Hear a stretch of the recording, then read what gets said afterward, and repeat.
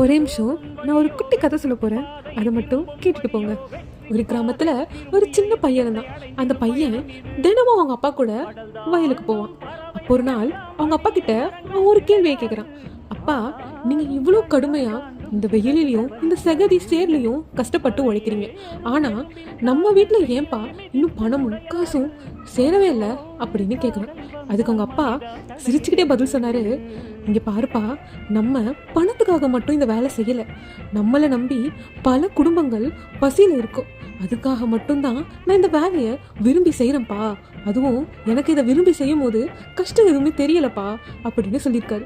அதை கேட்ட அவன் தான் அப்பா செய்கிற வேலையை பற்றி ரொம்ப பெருமைப்படுறான். அவங்க அப்பா என்ன வேலை செஞ்சாரு தெரியுமா? அவர் ஒரு விவசாயி.